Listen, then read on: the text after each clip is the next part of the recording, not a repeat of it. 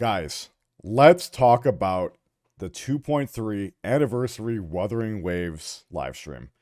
Just happened. We just had a talk with a couple of the content creators in the space about it, and we all pretty much came to the same conclusion that it was a pretty lukewarm overall sort of patch or sort of anniversary, right? So to really break it down for you, and let's pull up the official patch notes here, just so we have everything in one place to talk about. So one of the big things that people were talking about was the lack of polls, which was the big topic of conversation we just had on the little gotcha cast that we had. By the way, I'm live right now over on twitch.tv/lolShinya if you want to check out more content like this. So, for specifically in regards to the polls, so we're getting 10 for the Gift of Grand Celebration. We're getting 5 limited polls for the Gifts of Grand Reunion.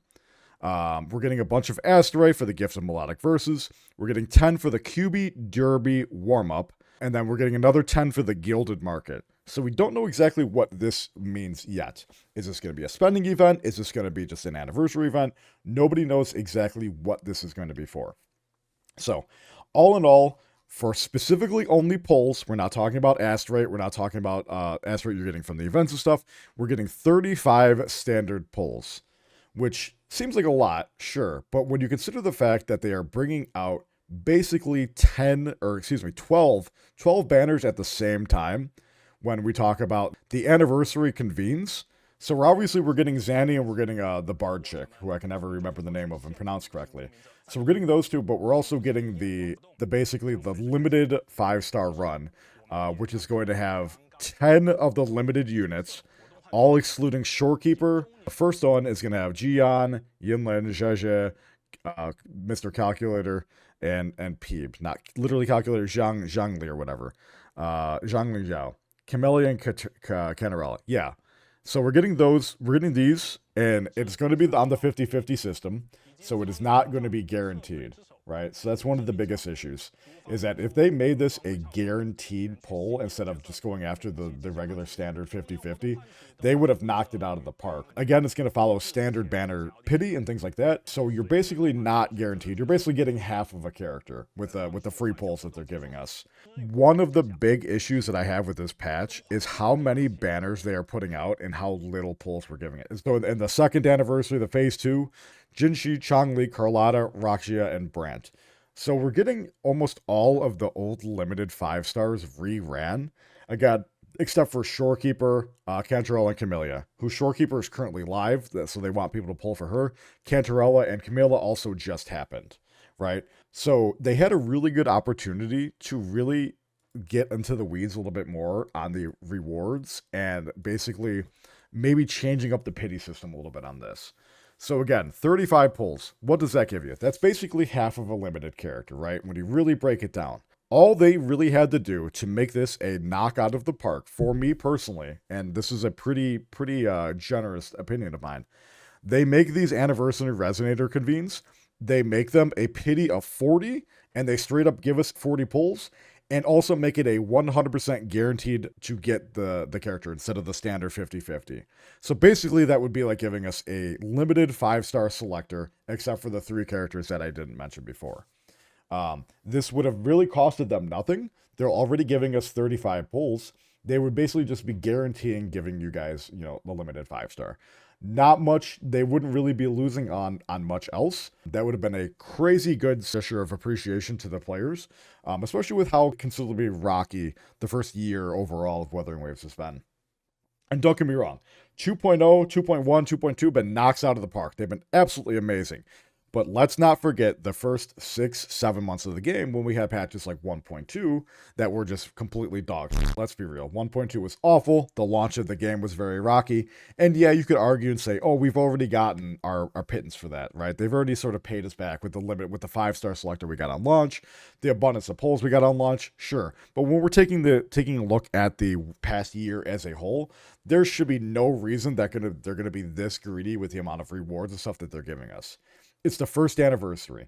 The first anniversary should arguably be the biggest and the most important for a game's lifespan, right? The fact that the anniversary is lining up with 2.3 instead of 3.0, a little bit of a miss.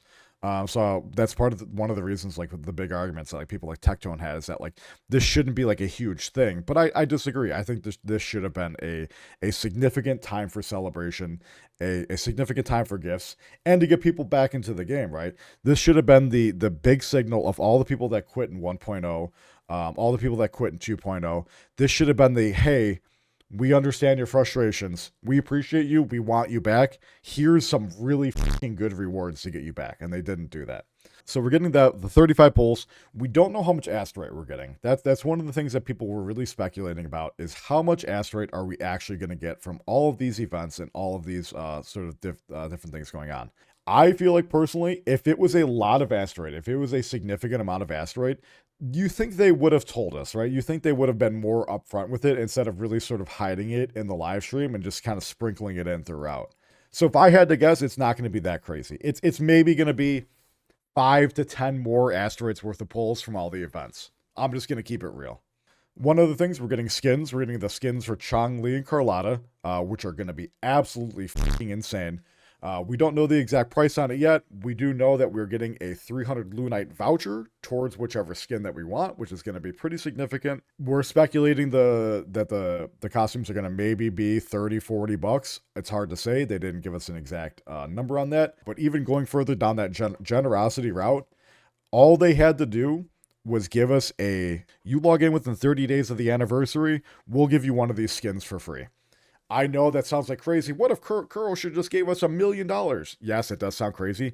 But if you make it a limited time thing, you need to log in over the next 30 days within the 30-day period of the anniversary to get people playing, and maybe lock it behind like a $10 top up or something, right? If you top up $10, we'll give you the skin for free. Something like that.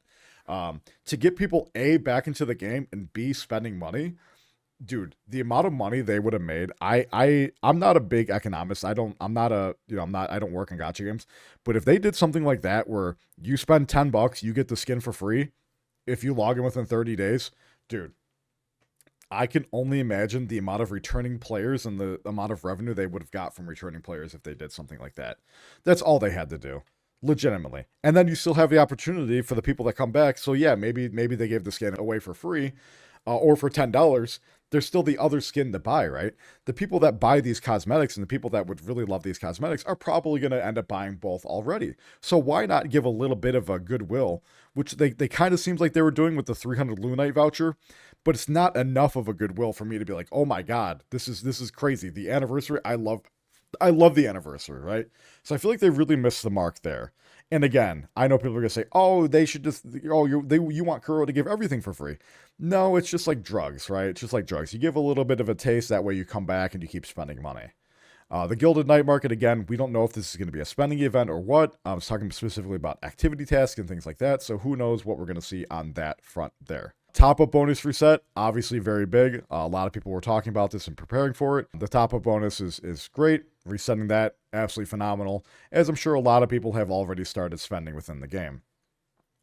Returnee event, people that haven't played within the last 60 days. I think they said 30. I think someone said 30 before, but it's actually 60. Who have not logged in 60 days, you basically just get 10 free pulls, right? So if you haven't logged in 60 days, 10 pulls to bring you back. That's pretty decent. Hopefully this is going to be enough to start getting people back into the game. I don't know if 10 pulls is going to get people back into the game, to be totally honest. Upgraded Battle Pass, pretty interesting there. They didn't talk about this during the live stream, to my understanding. Basically, more XP and materials, and then access quests directly, whatever. Not that big of a deal. Participate in an anniversary web event, Resounding Ways, to review the milestones you've achieved. So basically, this is going to be giving us personal stats. So one of the things they talked about during the live stream is how much did Verena heal? How many times did people get filtered by specific mobs and things like that? So you're going to be able to see this on an individual basis, which I feel is cool, but means nothing overall. Set your birth date on the terminal. So basically, you're going to get little cosmetics and stuff on your birthday. They're finally going to be introducing this thing in game. I don't know if you guys have seen it before, but some of the resonators in game have a specific happy birthday message for the rover that have went largely unused until now. Birthday blessing is going to be pretty interesting. More cosmetics is always a good thing. The global pre-registration, so the free 5-star selector that we got on launch, that is going to be going away. But however, they will be changing it to some specific quests that you'll have to do once the 5-star selector goes away. So the people that are starting the game don't get screwed out of not getting the selectable 5-star. So that's going to be coming, it looks like in 2.4. So if you were on the fence about playing Wuthering Waves, you either start it now or prior to 5.22, or you wait after 2.4. Because if you start in between 2.3 and 2.4, specifically 5.22 and 2.3, because 2.3 comes out next week, I believe, or 10 days. If you play between 5.22, May 22nd, and 2.4, you are basically screwing yourself out of a free 5-star selector. So if you're on the fence, either start it now or you're going to be waiting another month or two to start the game. If you really want to take advantage of that free 5-star.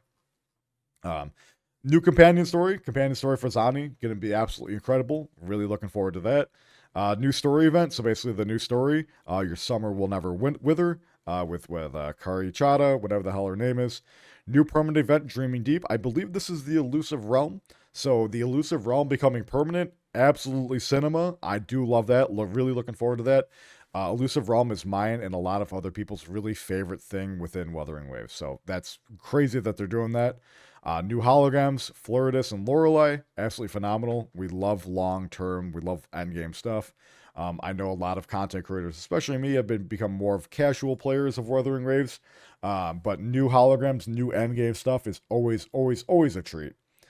New Phantom Echoes, so again, new skins for the Echoes, Crownless, Nightmare Crownless, Nimbus Wraith, Chest Mimic, great.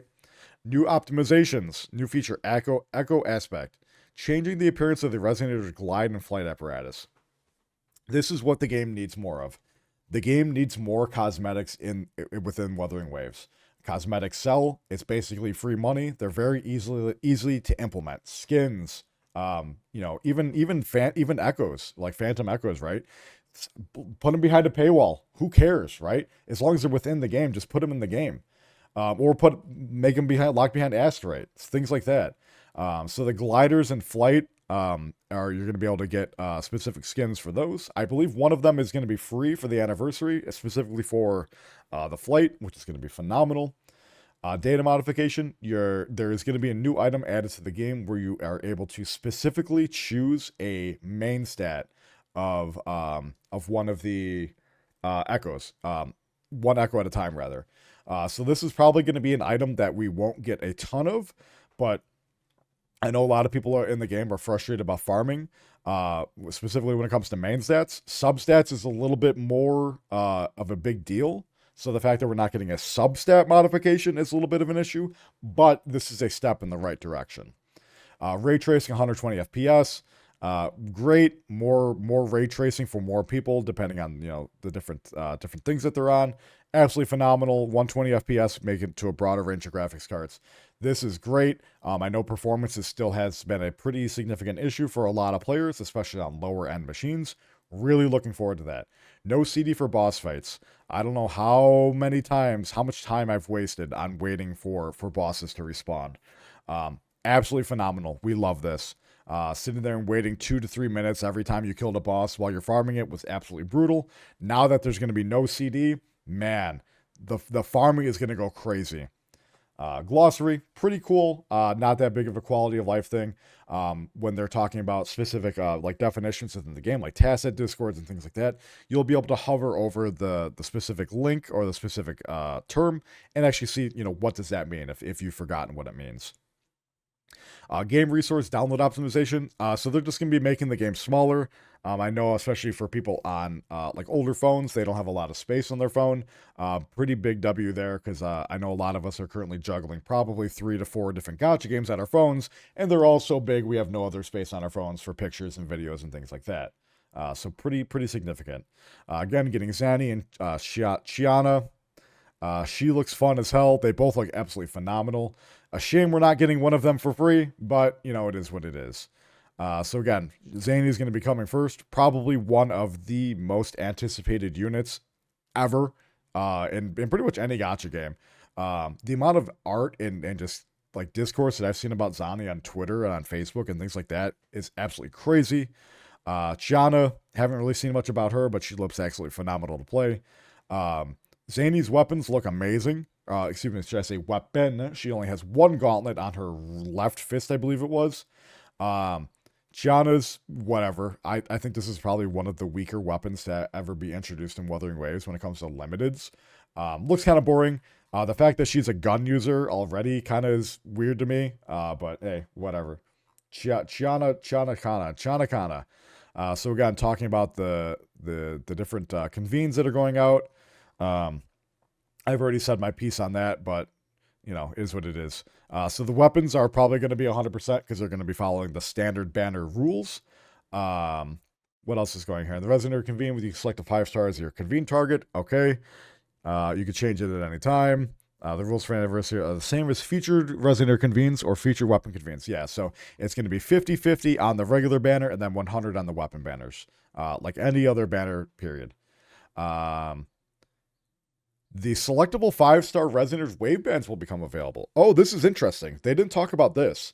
So, whatever Resonator that you select out of here, you will be able to buy 2 of their wave bands within the coral shop. So again, this is going to be the hard pity specific corals that you get. You're going to be able to buy the wave bands. That was not something that talked about in the live stream, and we failed to talk about it during the Gacha cast, but very interesting there.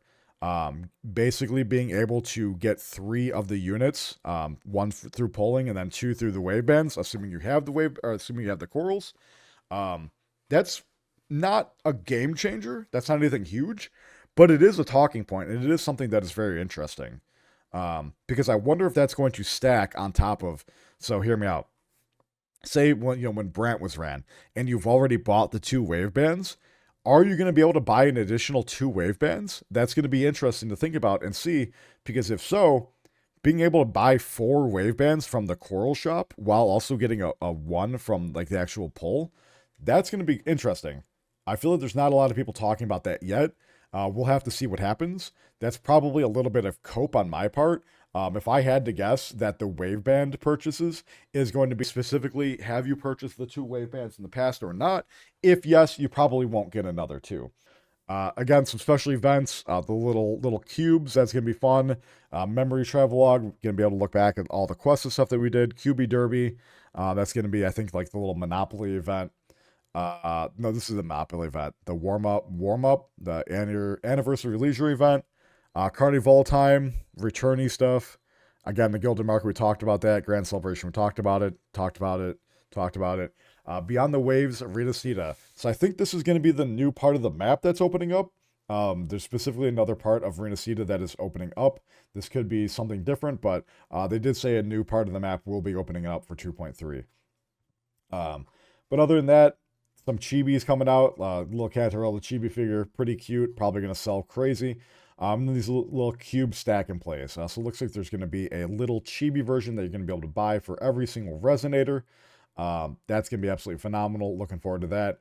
I think one of the things that Kuro needs to step up their game on, they need to do more merch. The fact that there's very little merch already for the game is kind of crazy.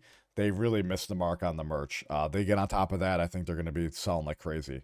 But yeah, other than that, again, giving the anniversary patch without actually playing the game or without actually seeing it, I'm going to give it a 7.5. This really doesn't feel like a crazy big celebration. It feels like they're being a little bit greedy with the amount of rewards, the amount of stuff that they're giving us.